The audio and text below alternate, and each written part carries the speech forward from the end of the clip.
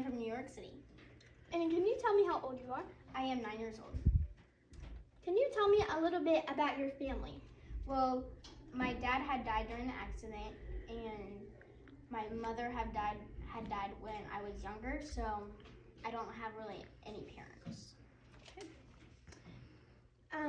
Tell me a little bit about your September 11th, 2001 experience. It was definitely the most traumatizing thing that I've been gone through, definitely as a young age, and it's just has definitely been something big in my life, and not a lot of kids will be able to experience like I did. Okay. What emotions were you experiencing during that event? I was definitely I had a lot of fear, and I was just scared that I didn't know my dad was dead yet, and I just couldn't get over the fact that I would have no parents until this guy named Richard helped me. And I just thought I would be all alone, and it was me against the world. Okay. And I've heard lots of stories about you being courageous and just pushing through. just pushing through. And what made you push like that? What did you want to get out for? I know there was a lot of other people that were trying to get out too, and it wasn't just only me that was against the world. I had other people with me, and yeah, it just helped me get past through, because I knew that if I tried my hardest, I could live. It was just for surviving. That is Brandon's story.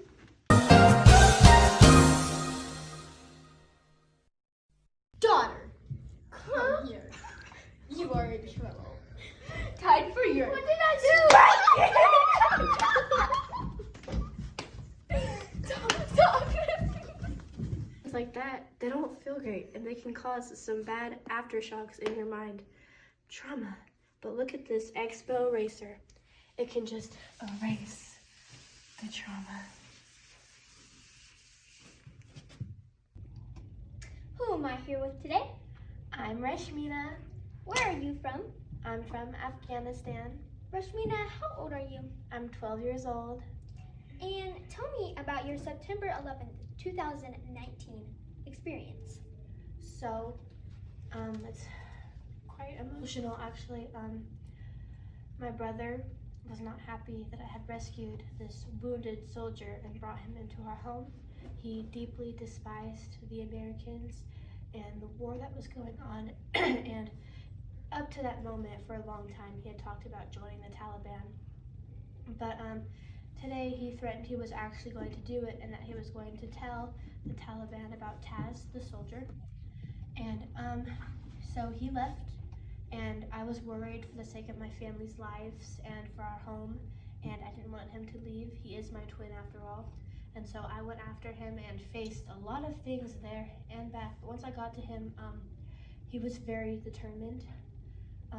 He was not happy at all, and we got in a wrestling match and a big argument, and it was just a lot of things. But he ended up joining the Taliban, and I had to come home and save my family and get them out of the house. So we disguised Taz in a burqa and snuck him out of the house, so he looked like any other Afghan woman, and he blended in. But on our way to go to the underground tunnels, where we were all going to seek refuge during the shooting that had just started, because my baba, my father, had gone and told some people that we had an abandoned American soldier, and so they heard, and I guess they came to rescue him or whatever, but the Taliban was there too, and it started like a shooting war, and so we had to go to the tunnels, and they blew up our house. It was very dark. That's the place where I had grown up, where my sister Hila, who sadly passed because of the whole war, lived. It was sad, and we had to start all over from scratch, but we got under there, and then the cave collapsed because of a bomb, and I had to crawl through this tunnel where I found a bunch of abandoned weapons that just reminded you of all the wars that have gone place in Afghanistan, and how many people have tried to save us from the Taliban but have hurt us by doing it. And what's going through my head is, when is this going to be over? Is this going to be our life? Is Afghanistan ever just going to be left alone? Like, we don't have any trees left. We have barely any cedars. They sell those to use money for weapons, and it's just falling apart. And there's houses and cities that are getting bombed up because of the war, and it was just a dark day. What were your emotions that you experienced on that day? There was a lot of fear, there was a lot of anxiety, stress, there was a lot of sadness and grief throughout the day. It was just hard. It was like survival skills had to be used. I had to get my family out. I had to save them, and I felt like it was all because of me. Why did I let a soldier into our house? Why did I not just leave him there to die and save my family, save our house, save our people? But I didn't, and that's something I live with now today. So, I've heard stories about you being very courageous. What made you want to help so many people on that day? Courageous is a very flattering word.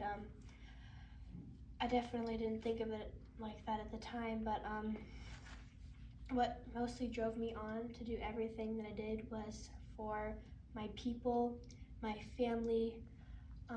It was motivation just to make sure I saw them at the end of the day, because after all that happened, I didn't know if I was going to make it with all of the family members alive. That is a Reshmina's story.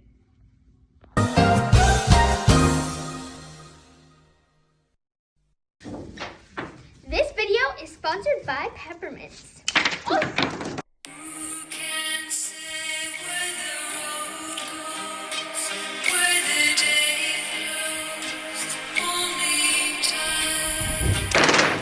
Really care for music.